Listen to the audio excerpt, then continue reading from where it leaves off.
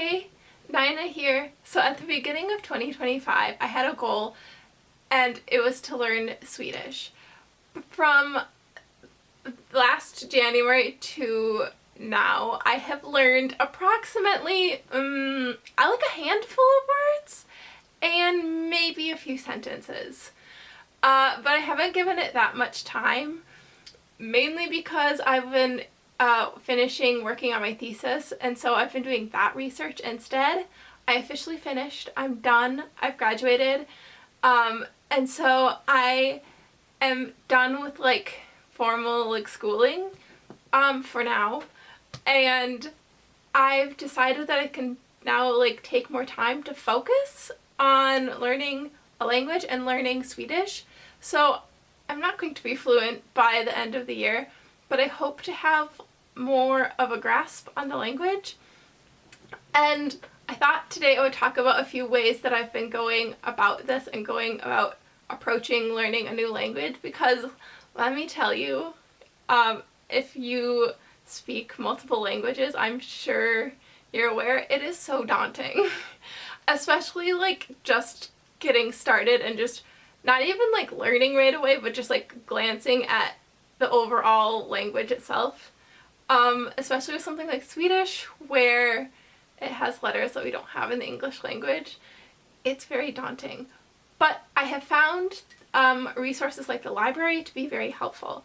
And one source that I use from the library is Pimsleur, which I'll put a picture somewhere on the screen so you can see, but I'll show you an example.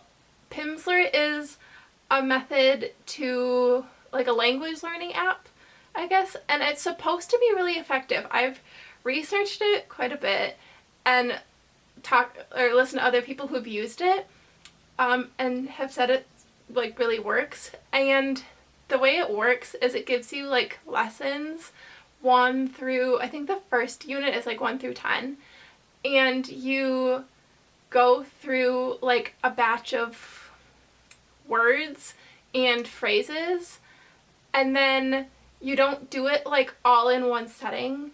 You do it over the span of like a couple of weeks, so your brain isn't like cramming all of that in. So I'll show you an example.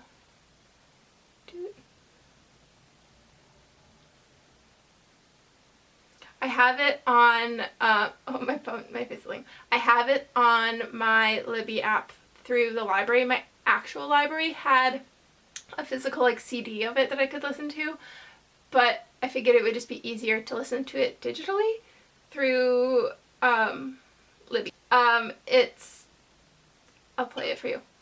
Hej, hur är det? Bara bra, tack. Förstår du svenska? Ja, lite.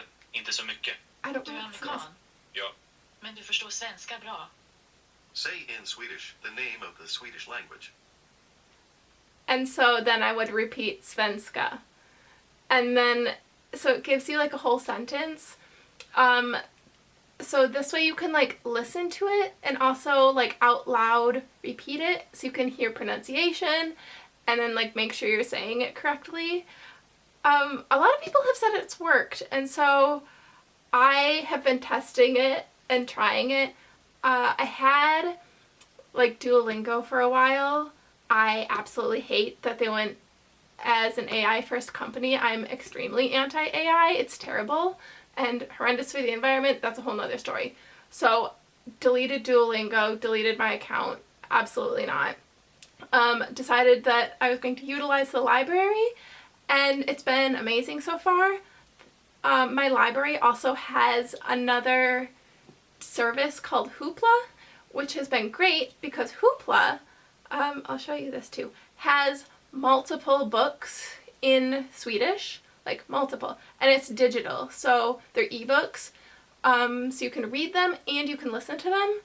And again, I've done a lot of research on this because that's my whole background, is I love researching. And reading and like listening to the other language to like fully immerse yourself in it has been like proven to really help. And so one of the books I have that I got from Hoopla is a children's book, and it's The Avengers. And What I do with this, I don't know if this is effective or not, but I had read that it works, is listening to like the story, even though I don't fully understand it. I can kind of like grasp like the idea of what's happening, but just to listen to it at first, listen to how it's pronounced, listen to the inflection, to just basically get an idea of the language and a grasp of it, and then continuously listen to it and pick out words that I can understand and like familiarize myself with, if that makes sense. If you speak multiple languages, or have like learned a language on your own without like a class, let me know if any of this is effective, because if it's not, then I'll just like completely scrap it. But this is Avengers, and it's Avengers some less, and so wait, it's on resume. Let's see if I can play it. Här börjar Marvels Avengers samlas. Anpassad av Kim Andersson och Thomas Macri. Inläst av Elodie Terselius.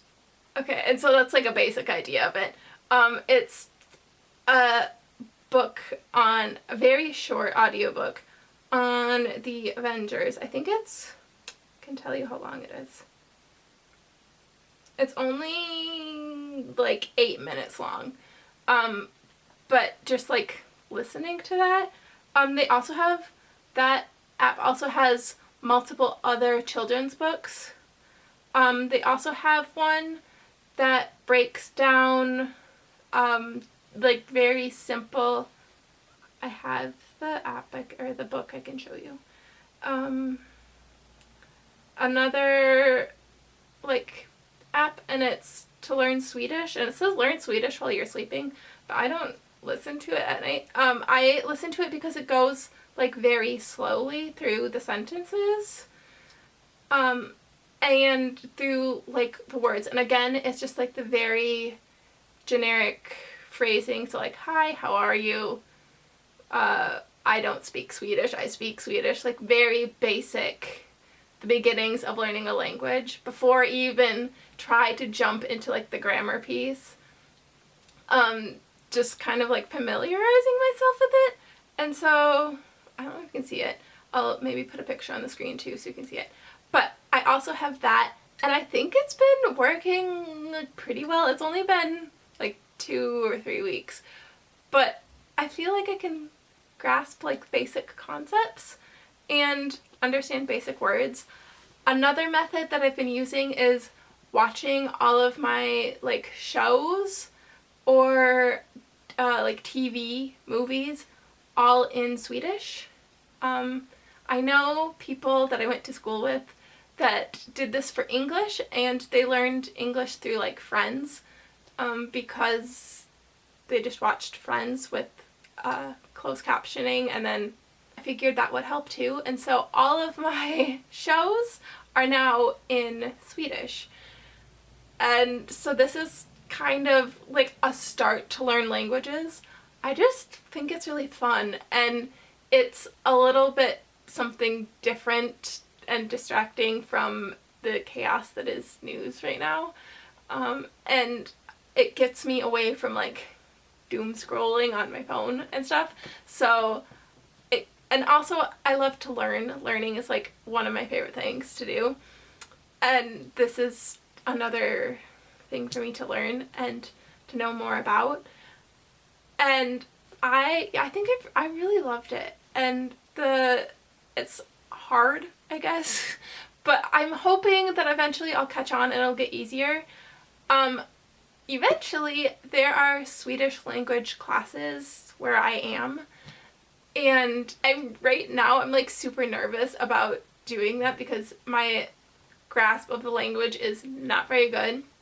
But eventually, once I feel more comfortable with the language, I am planning on signing up for that and taking like proper language classes. And so maybe that'll be this year, or maybe that'll be 2026's goal. We'll see. We'll see how confident I get with it. But yeah, if you have any advice, if you've used things like Pimsleur, Again, it's really expensive, but my library does have it, so we love the library and support the library for that because it's amazing that it's available for free because, yeah, it's very expensive on its own.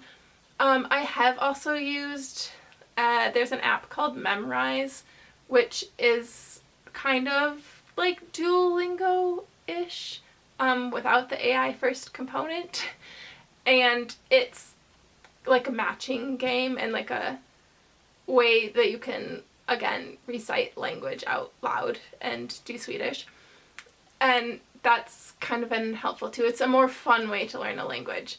So yeah. So yeah, that has been my Swedish language journey so far. I'm working on it. I hope to make more progress.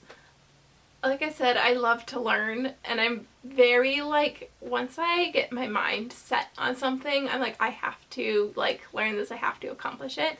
And so I'm hoping this gives me that little, like, push to, like, learn the language. And yeah, I'm gonna push myself to try and at least maybe be conversational at some point in my life. So yeah, that is it for this week's video.